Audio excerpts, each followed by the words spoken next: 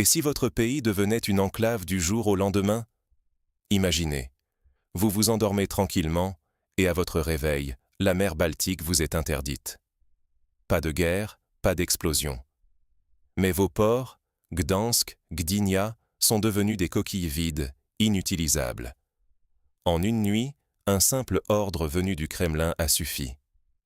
Poutine annonce que la Baltique passe sous patrouille stratégique russe. Dès cet instant, tout change. Le blocus ne s'annonce pas avec des chars ou des missiles, mais avec des signaux invisibles, des fréquences brouillées, des ports paralysés sans qu'aucune frontière ne soit franchie. À minuit à Gdansk, les premiers signes d'un désastre. Des porte-conteneurs signalent des pannes de navigation. Leurs positions GPS deviennent aberrantes. Les signaux radio s'effacent. Les communications se brouillent. À Gdynia, même scénario. Les radars des opérateurs affichent des échos fantômes. Les navires semblent se dédoubler, puis disparaissent des écrans. Les systèmes de guidage tombent les uns après les autres. Ce n'est plus un simple bug technique.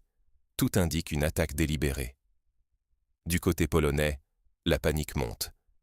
Les avions de chasse envoyés en urgence perdent eux aussi leurs repères, incapables de naviguer dans ce brouillard électronique piloté depuis Kaliningrad. Les bases aériennes rappellent précipitamment leurs appareils, trop risqués de voler à l'aveugle. Moscou publie alors un communiqué glacé. La Russie prend le contrôle de la zone maritime pour raisons de sécurité nationale et exige une autorisation pour tout mouvement de navire. Le résultat? La Pologne, pourtant membre de l'OTAN et de l'Union européenne, se retrouve soudain coupée du monde par une frontière invisible. Plus de transit, plus d'exportation, plus d'accès direct à l'océan. La logistique européenne est bouleversée, les coûts explosent, les capitales de l'UE sont paralysées par la stupeur. Et tout cela, sans un seul coup de feu. Comment la souveraineté d'un pays peut-elle s'effondrer aussi vite sans que personne ne puisse intervenir?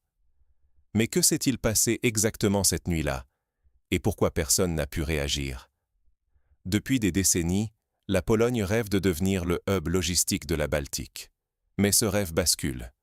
Pendant des années, Varsovie a investi des milliards pour moderniser ses ports de Gdańsk et de Gdynia, développer ses réseaux ferroviaires et autoroutiers, attirer les plus grands armateurs européens et devenir la porte d'entrée des marchandises vers toute l'Europe centrale. Tout semblait prêt.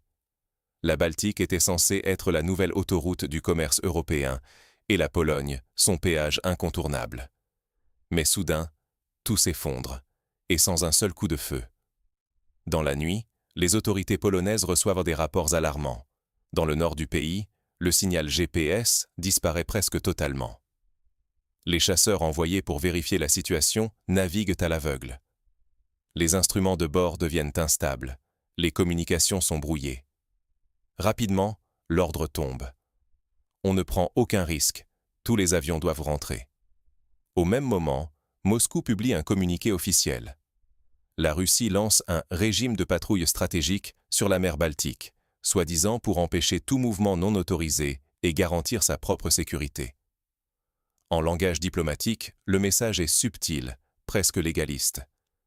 Mais dans la réalité, cela veut dire une chose. La Russie s'arroge le contrôle des eaux baltiques, sans franchir la ligne rouge d'une agression armée. Le cœur du dispositif, ce sont ces systèmes de guerre électroniques ultra-modernes déployés à Kaliningrad et en mer. Leur portée immense couvre une large part du ciel et de la mer, rendant aveugle et sourde toute électronique dans la région. Les ports polonais, pivots de la logistique du pays, se figent, containers bloqués, navires détournés, compagnies maritimes en pause, primes d'assurance qui explosent. Du jour au lendemain, la Pologne se retrouve étranglée, ses ambitions balayées par une guerre qui ne dit pas son nom. Bruxelles et l'OTAN sont pris de court. Les experts le confirment. Aucune frontière n'a été violée, aucune attaque directe. Mais la Pologne se retrouve piégée dans une nouvelle forme de blocus, invisible, mais terriblement efficace. Tous les investissements, toute la stratégie nationale, anéantis en une nuit. Mais comment la Russie a-t-elle réussi ce coup de force technologique si précis et si déstabilisant? Entrons dans les détails de cette opération de haute technologie qui a pris toute l'Europe de court. Aucune invasion, mais une paralysie totale. La nouvelle guerre ne ressemble à aucune autre. En mer Baltique, ce ne sont pas les chars ni les missiles qui menacent la Pologne, mais des signaux invisibles. Subitement, les systèmes de navigation et de communication, civils comme militaires, tombent en panne sur une vaste zone. Les navires polonais perdent leur position, les cargos hésitent à entrer dans les ports. Les radars clignotent, les radios grésillent, c'est comme si une brume numérique enveloppait la côte, isolant la Pologne du reste du monde maritime. Le plus inquiétant, c'est que l'OTAN regarde, mais reste impuissante. Il n'y a pas d'explosion, pas de frontière franchie, aucune attaque au sens classique. Juridiquement, il n'y a ni guerre, ni casus belli. Pourtant, l'effet est celui d'une véritable blocus. Les ports polonais sont paralysés, les assurances pour les navires flambent, et bientôt, les cargos préfèrent détourner leur route vers l'Allemagne ou la Scandinavie. Les exportations polonaises sont bloquées, les importations menacées, et l'économie se grippe à grande vitesse. À Moscou, le Kremlin joue la carte de la légitimité défensive. Selon eux, il ne s'agit que de protéger une région stratégique face à l'activité militaire croissante de l'OTAN. La Russie proclame haut et fort que son action est purement préventive, retournant le discours médiatique. Ce n'est plus elle l'agresseur, mais l'Alliance atlantique qui menacerait la stabilité régionale. Ce renversement du récit sème la confusion dans les chancelleries européennes. À Varsovie, l'inquiétude vire à la colère. Le gouvernement polonais convoque d'urgence ses alliés. Le ton de Donald Tusk est ferme, presque un ultimatum. Il exige une réaction immédiate de l'Union européenne et de l'OTAN. Mais à Bruxelles, le malaise est palpable. Les pays baltes réclament un renforcement militaire, l'Estonie veut une consultation d'urgence sur la sécurité maritime. Mais Berlin et Paris, prudents, craignent une escalade incontrôlable. L'Europe se révèle divisée, chaque capitale calculant ses propres risques. Et pendant que les débats s'enlisent, les conséquences sont déjà là.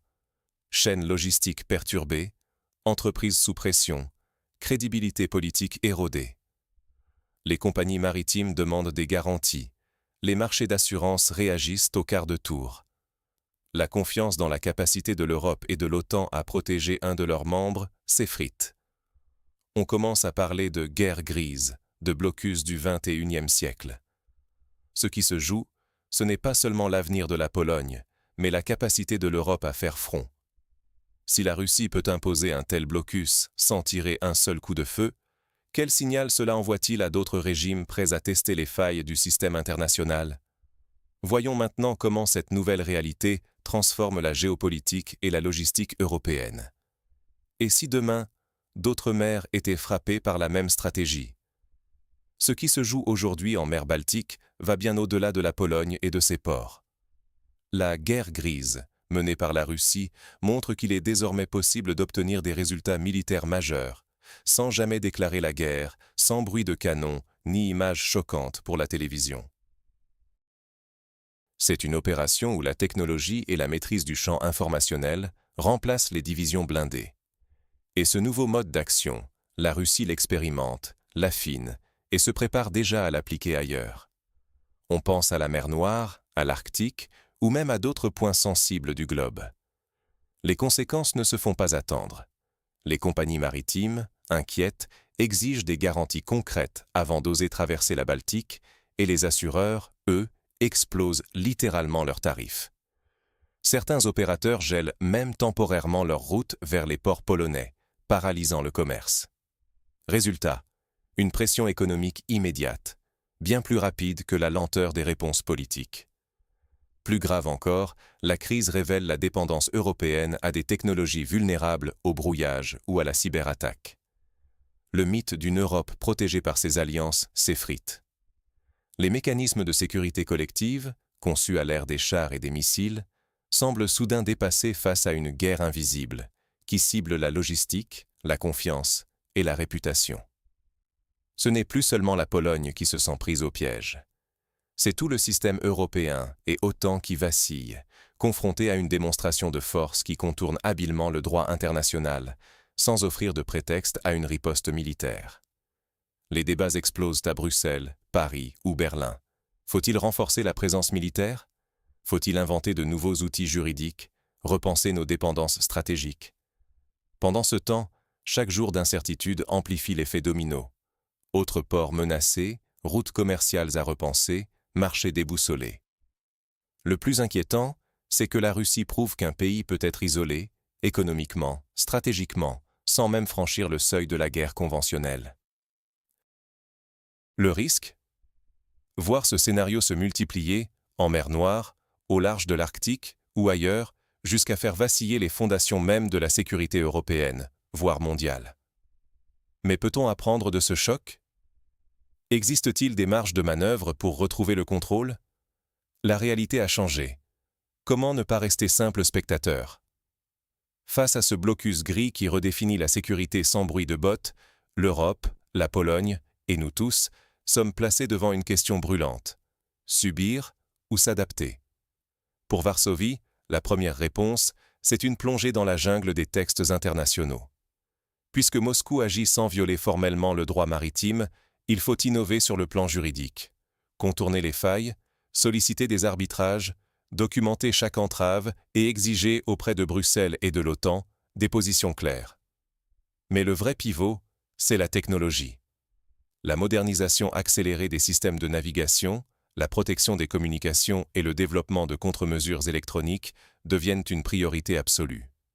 Il ne s'agit plus seulement de défendre des frontières, mais de garantir qu'un port, une autoroute maritime ou un réseau logistique reste fonctionnel, même sous pression invisible. Cela implique que la réponse ne peut venir que d'un seul pays. L'Union européenne doit sortir de l'ambiguïté, investir ensemble dans la résilience technologique, partager ses données, ses recherches, et bâtir une doctrine sur les stratégies hybrides, là où la guerre ne se déclare pas, mais s'insinue. Pour les citoyens, cette crise est aussi un électrochoc. La vigilance collective et la compréhension des enjeux numériques deviennent aussi essentielles que la défense traditionnelle. Il faut imaginer des simulations de crise, renforcer la cybersécurité, former les décideurs à ces nouveaux risques, car, demain, la même pression pourrait s'exercer ailleurs, sur d'autres routes commerciales, dans l'Arctique ou la mer Noire. Rester passif, c'est accepter que la prochaine vague nous prenne de court, que nos économies, nos institutions, nos libertés soient dictées depuis l'extérieur, sans recours. Mais c'est aussi une opportunité, celle de repenser, ensemble, une sécurité collective adaptée à l'ère des conflits invisibles.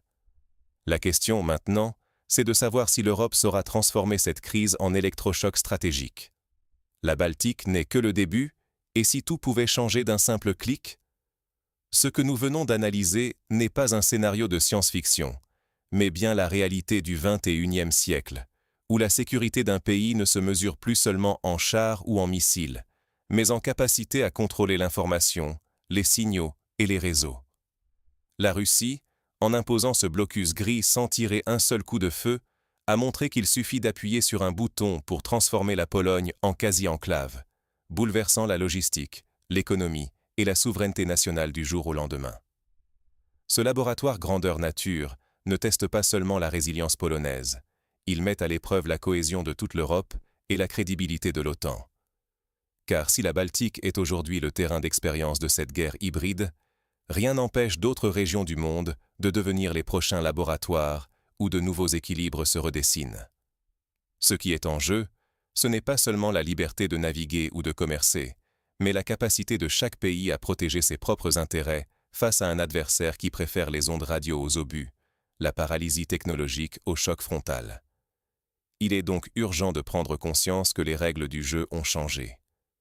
Ni la géographie, ni les traités ne suffisent à garantir la sécurité. Les routes maritimes, les communications, même la réputation d'un pays peuvent être bloquées, redéfinies ou effacées sans qu'aucune déclaration de guerre ne soit faite. Ce sont nos économies, notre souveraineté et jusqu'à notre mode de vie qui peuvent basculer d'un instant à l'autre.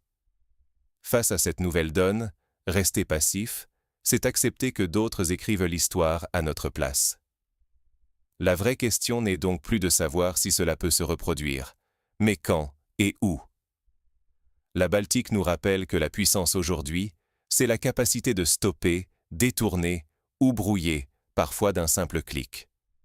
Soyons lucides, restons vigilants et exigeons de nos institutions qu'elles n'ignorent pas ce signal d'alarme.